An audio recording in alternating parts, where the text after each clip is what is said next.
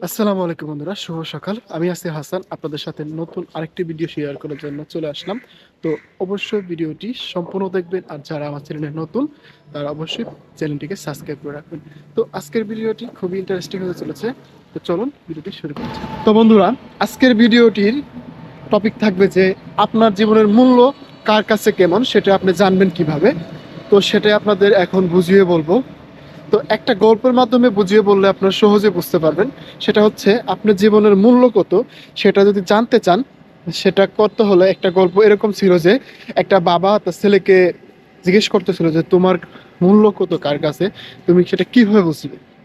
তখন সে বাবাটি বলল যে আচ্ছা, তোমাকে একটা কাজ করতে দেই, তুমি সেই কাজটা করবে, দেখবে যে তুমি তখন অটোমেটিকলি বুঝতে পারবে। তোমার হাতে একটা পাথরের টুকরা নিয়ে তুমি একটা মুদির দোকানে বা যে কোনো একটা দোকানে যে বলবে যে এটা বিক্রি করব, এটার দাম কত হবে। আর যখন ওরা দাম জিজ্ঞেস করবে তখন জাস্ট তুমি হাত দিয়ে এরকম করে দুই দেখাবে।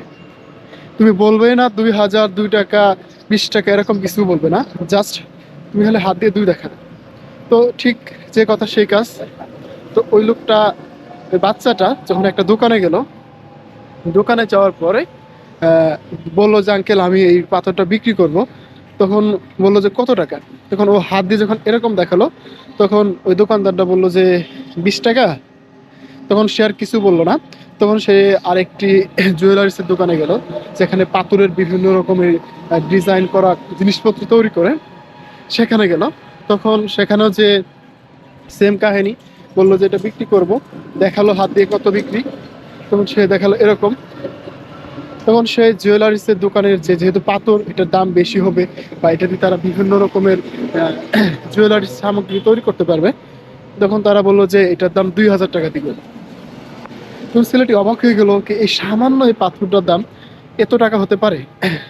আর ঠিক এইভাবে যখন আরো যাচ্ছিল, তখন সে, এটা তো যেহেতু পুরাতন একটা, সেই প্রাচীন একটা পাথর ছিল, তখন সে এই পাথরটা নিয়ে একটা জাদুঘরে গেল। তো জাদুঘরে যাওয়ার পরে হচ্ছে তখন তাদেরকে বললো যে আমি পাথরটা বিক্রি করব, সে কত টাকা রাখবেন।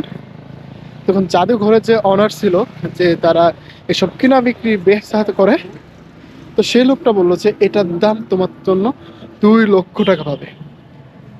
তো তখন ছেলেটি আরো বেশি অবাক হয়ে গেল যে এই পাথরের দাম 2 লক্ষ টাকা। তো এখান থেকে চলে আসলো তার বাবার কাছে, যে যে যে তারপরে এই ঘটনাগুলো বললো যে আমার সাথে এই পাথরগুলো নিয়ে এই কাহিনী হয়েছে। তখন তার বাবা বললো যে দেখো, তোমার কাছে বা তোমার মূল্য মানুষের কাছে ঠিক তেমন, তুমি যার কাছে ঠিক যখন যেমন, তুমি যদি তার কাছে ভালো হও তাহলে তোমার দাম বেশি, বা তুমি তার কাছে যদি ইম্পর্টেন্ট হও তাহলে তোমার দাম তার কাছে বেশি হবে। ঠিক এইভাবেই তোমার লাইফটাকে তুমি করো।